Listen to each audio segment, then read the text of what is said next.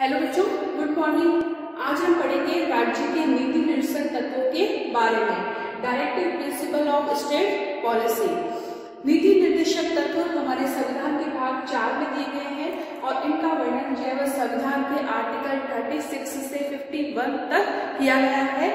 36 से 51 तक नीति निर्देशक तत्व जो है वह मेंशन है। नीति निर्देशक तत्व संविधान के वे आदर्श है जिनको राज्य के द्वारा एग्जीक्यूट किया जाता है।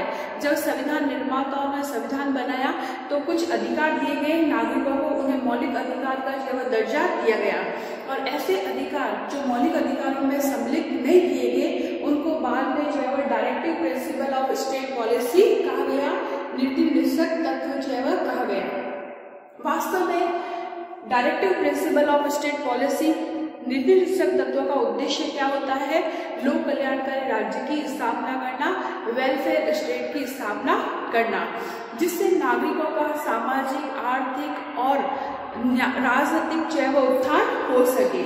नागरिकों को जो है वह सामाजिक है, आर्थिक है, राजनीतिक, उनको न्याय मिल सके, है ना, उनको स्वतंत्रता मिल सके, उनको समानता मिल सके।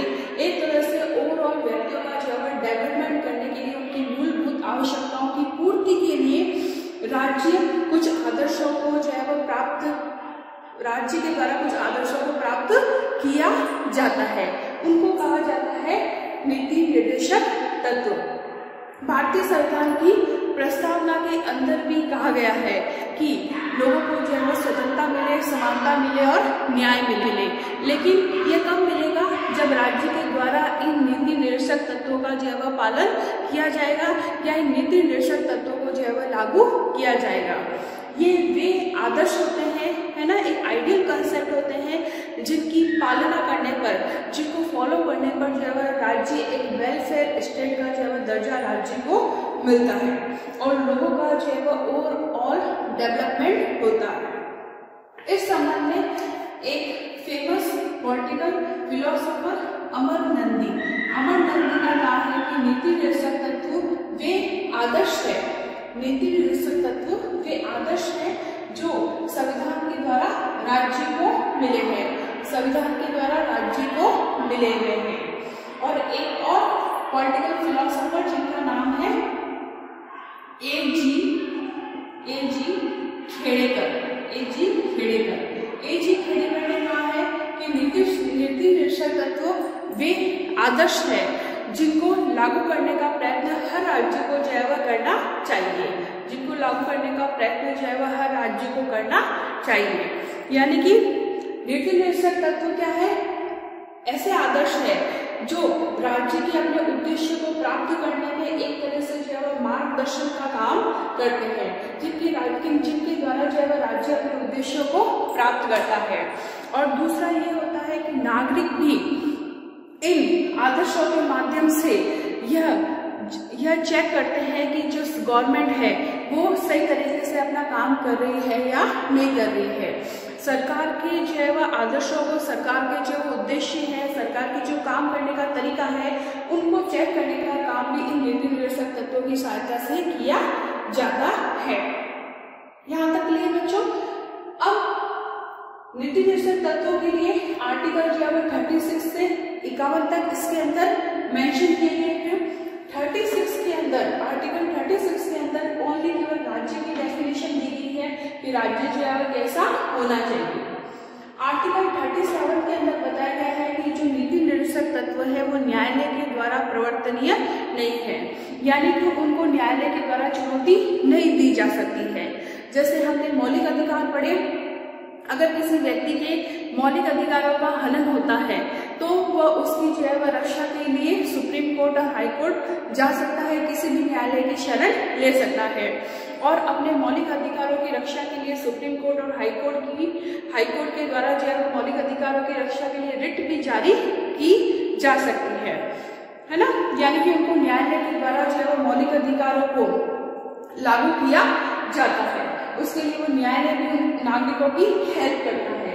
लेकिन राज्य की जो उद्देश्य है, जो नीति निर्देशक तत्व है कि राज्य को क्या काम करने चाहिए, तो इन उद्देश्यों को जो है वो न्यायालय के द्वारा चुनौती नहीं दी जा सकती है, या हम ये कह सकते हैं कि राज्य को जो है वह इन तत्वों को लागू करने के लिए या इन आदर्शों के अकॉर्डिंग काम करने के लिए उनके ऊपर प्रेशर नहीं डाला जा सकता है जुडिशरी के द्वारा, यानी कि उन पर बाध्यता नहीं डाली जा सकती है जुडिशरी के द्वारा। केवल ये राज्य की रिस्पॉन्सिबिलिटी है कि वह इन तत्वों के अकॉर्डिंग जो है वह काम करे, या राज्य के अंदर जो भी लॉ बनाए जाते हैं वो लॉ इन आदर्शों को देखकर बनाया जाए, ये राज्य की ड्यूटी होती है। पर यह जरूरी नहीं है कि उनको जो है वह न्यायालय के द्वारा यानी कि प्रेशर से किसी भी राज्य के ऊपर एक प्रेशर नहीं है कि वह इन तत्वों के अकॉर्डिंग काम करे, बस उनकी ये मॉरल ड्यूटी है कि वह इन तत्वों के अकॉर्डिंग काम करे, इन तत्वों के अकॉर्डिंग जो है वह राज्य के रूल जो भी कानून बनते हैं वो इन तत्वों को देखकर बनाए। यहाँ तक क्लियर। फिर हम बात करते हैं आर्टिकल 38 की। 38 में सामाजिक, आर्थिक और राजनीतिक न्याय की बात कही गई है। सभी लोगों को जो है वह सामाजिक, आर्थिक और राजनीतिक न्याय मिलना चाहिए, किसी के साथ भेदभाव जो है वह नहीं किया जाना चाहिए। स्त्री और पुरुषों को समान कार्य के लिए समान वेतन मिलना चाहिए। स्त्री और पुरुषों को अपनी जीविका के लिए समान साधन प्राप्त करने का अधिकार है। और राज्य जो है वह है ना बच्चों है, स्त्री है, पुरुषों के लिए ऐसी व्यवस्था करे कि उत्पादन के साधनों पर जो है वह किसी भी एक क्लास का जो है वह स्वामित्व, ऑनरशिप नहीं होकर उत्पादन के जो साधन है, रिसोर्सेस है, उनको जो है वह अधिक से अधिक सार्वजनिक हित में यूज किए जाए और अधिक से अधिक जो है वह पूर्ण लोग होते हैं वो उनका लाभ उठा पाए। राज्य का कर्तव्य है कि वह महिलाओं और बच्चों के स्वास्थ्य है, शिक्षा है की व्यवस्था करेगा। फिर बात करें 39 के अंदर संसाधनों का समान वितरण, मतलब जो भी रिसोर्सेज राज्य के द्वारा डेवलप किए जाते हैं उन रिसोर्सेज पर जो है वह किसी वर्ग का स्वामित्व न होकर उसका यूज जो है वह सार्वजनिक हित के लिए किया जाए और अधिक से अधिक लोगों का जो है वह राज्य की सुविधाओं का लाभ मिलना चाहिए। आर्टिकल 39 ए के अंदर या क के अंदर दिया गया है समान अवसर के आधार पर न्याय, मतलब न्याय देने के लिए किसी के साथ भेदभाव नहीं किया जाएगा। ये जो चीज है वो 42वें संवैधानिक संशोधन के द्वारा, 42वें कॉन्स्टिट्यूशनल अमेंडमेंट के द्वारा 1976 के अंदर ऐड की गई है। आर्टिकल 40 के अंदर ग्राम पंचायतों की बात की गई है कि ग्राम पंचायतों की स्थापना जो है हर राज्य के द्वारा जो है की गई है और 73वें संवैधानिक संशोधन के द्वारा जो किया गया था 1993 के अंदर, उसमें ग्राम पंचायतों को अनिवार्य कर दिया गया है और उनको संवैधानिक दर्जा जो है वह मिल गया है।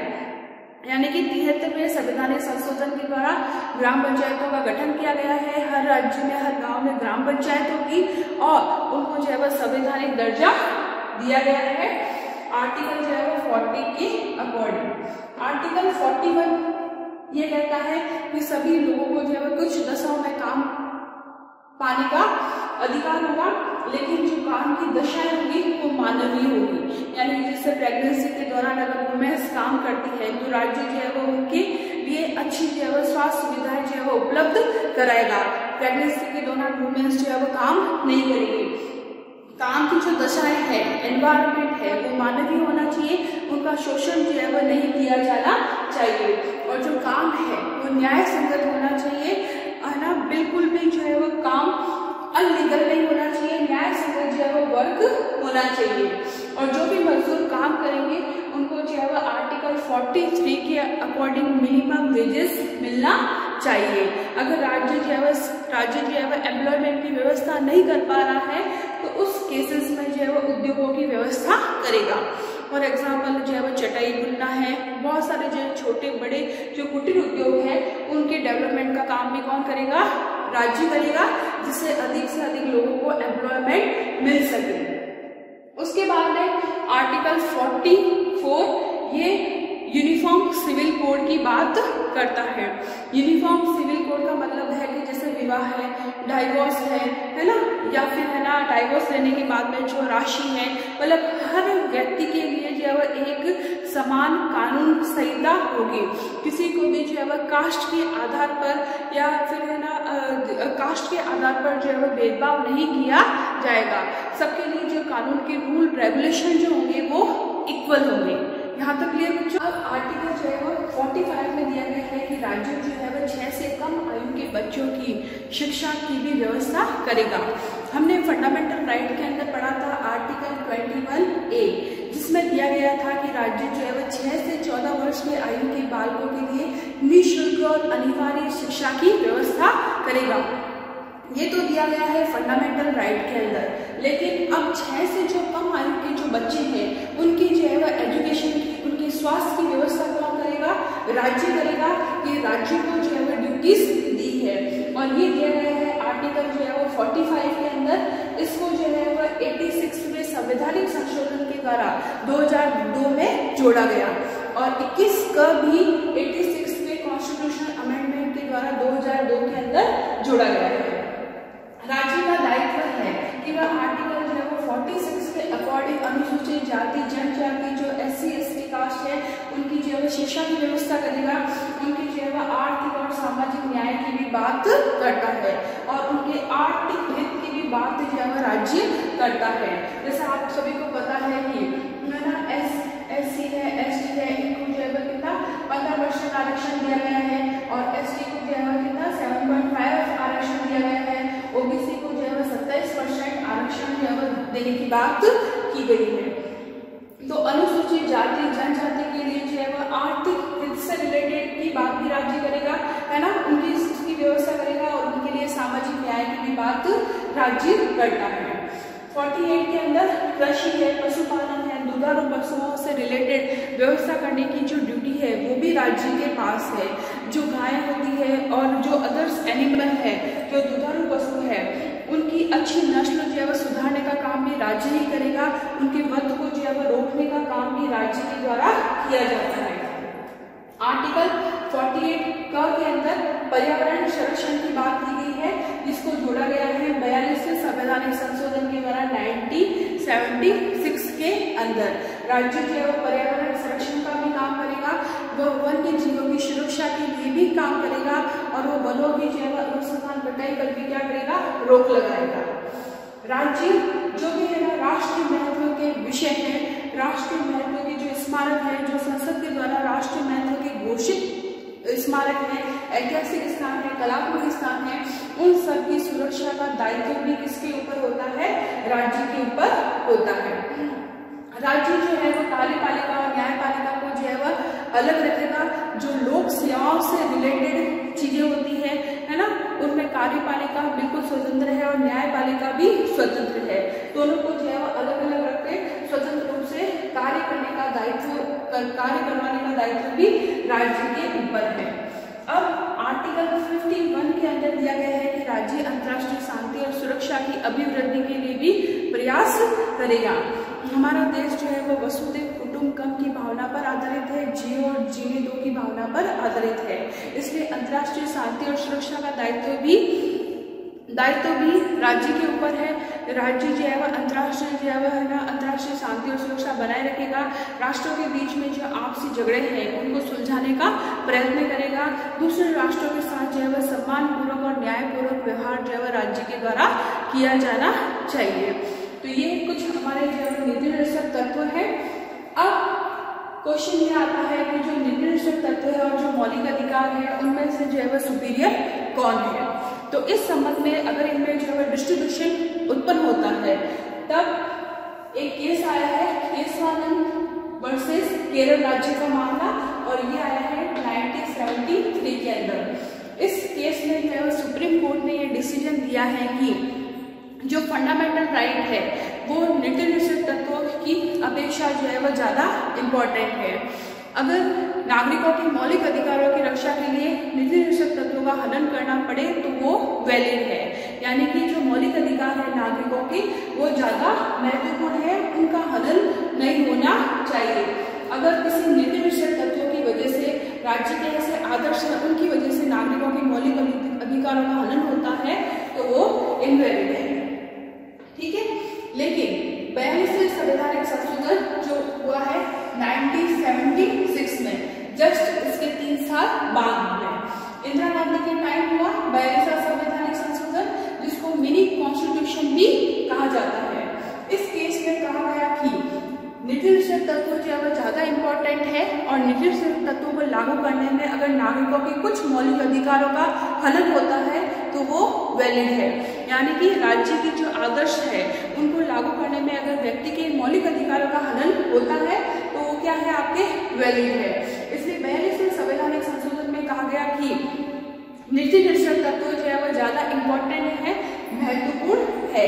लेकिन वापस 1980 के अंदर एक केस हुआ मिनर्वा मिल का एक वाद हुआ जिसमें सुप्रीम कोर्ट ने यह डिसीजन दिया कि नीति निर्देशक तत्व और फंडामेंटल राइट दोनों ही इम्पोर्टेंट है, दोनों ही एक दूसरे के पूरक है और उन दोनों के द्वारा जो है वो डेमोक्रेसी को बढ़ाया जाता है और दोनों का उद्देश्य क्या होता है, वेलफेयर स्टेट की स्थापना करना, लोक कल्याणकारी राज्य की स्थापना करना। और इन दोनों का उद्देश्य होता है कि व्यक्तियों का जो है वो सामाजिक, आर्थिक, राजनीतिक उत्थान किया जा सके और इन दोनों के द्वारा ही कार्यपालिका है और आपकी जो आपकी विधायिका है वो अपने अधिकारों का यूज करते हैं। दोनों का उद्देश्य एक ही है, लोकतंत्र को बढ़ावा देना। लोकतंत्र की आधारशिला है मौलिक अधिकार और नीति निर्देशक तत्व। इनको संविधान की जो है वो आत्मा और चेतना कहा गया है। संविधान के भाग जो है वो 3 और 4 को संविधान की जो है वो आत्मा और चेतना कहा गया है। तो यहाँ तक बच्चों क्लियर? Thank you.